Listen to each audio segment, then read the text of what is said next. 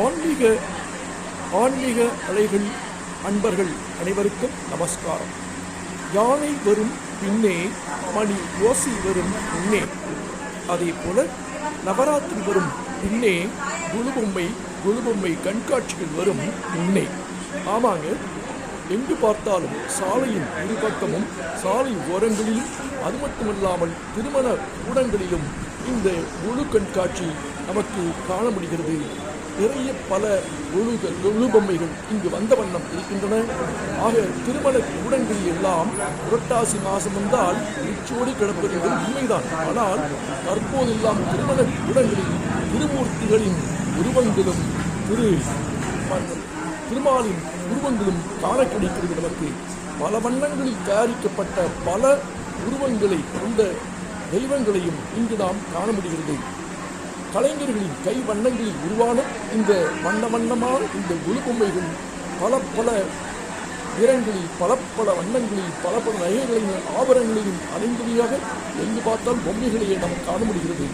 இந்த பொம்மை கண்காட்சிகளில் நமக்கு தேவையான பொம்மைகளை 10 ரூபாயிலிருந்து 10,000 ரூபாய் வரை நாம் கொடுத்து நமக்கு தேவையான பொம்மைகளை வாங்கிக் கொள்ளலாம். ஆக நவராத்திரி வரும் முன்னே இந்த திருமண கூடங்களில் கண்காட்சிகளாக இந்த பொம்மைகளை நாம் காண முடிகிறது. இங்கு அனைத்து விதமான தெய்வங்களையும் காண முடியும். அதாவது 33 கோடி தேவர்கள் சொல்கிறோம் இல்லையா, நம் 33 கோடி தேவர்களையும் இங்கு நாம் ஒரு சேர காண என்பதை இந்த ஒரு இடத்தில் தான் நமக்கு முடியும். வேறென்றும் இந்த வாய்ப்பு இருக்காது. ஆக திருமால் மற்றும் முருகப்பெருமான் வரமாலட்சுமிக்கு தேவையான வாழை மரங்கள், அதாவது வாழைப்பழம் வாழைப்பூவோடு அப்படியே அந்த வாழை மரம் இருக்கிறது.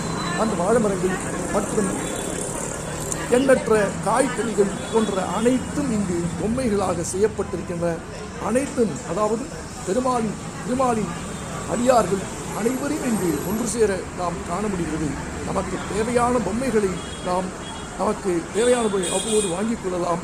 நமது வீட்டிலும் இந்த மாதிரி குழு பொம்மைகளை, அதாவது நவராத்திரி கொண்டாடி நமது குழந்தைகளுக்கு நவராத்திரியின் தேவையை நாம் எடுத்துச் சொல்லலாம். அது மட்டுமல்லாமல் நம் குழந்தைகளை சனாதன தர்மத்தில் கூறப்பட்டுள்ள அனைத்து விதமான புராணங்களையும் எடுத்துச் சொல்லி அவர்களின் ஒரு நல்வாழ்விற்கு அவர்களை நாம் எடுத்துச் செல்வது நமது கடமையாகும். ஆக நவராத்திரி குழுபொம்மைகள் வைப்பது நம் அனைவரும் இல்லங்களிலும் இன்றியமையாத ஒன்றாகும். இதன் மூலம் நமக்கு வாழ்வியல் நமக்கு கற்றுத்தருகிறது. எப்படி என்ன செய்ய வேண்டும், எப்படி இருக்க வேண்டும் என்ற வாழ்வாங்கு வாழ இந்த வாழ்வியல் நமக்கு முற்றிலும் இந்த பொம்மைகள் மூலமாக நாம் பலவற்றை நாம் கற்றுக்கொள்கிறோம். நவராத்திரி என்றாலே ஒரு சிறந்த வைபவம். அனைவரும் நவராத்திரி கொண்டாடுவோம். வாழ்க வளம்.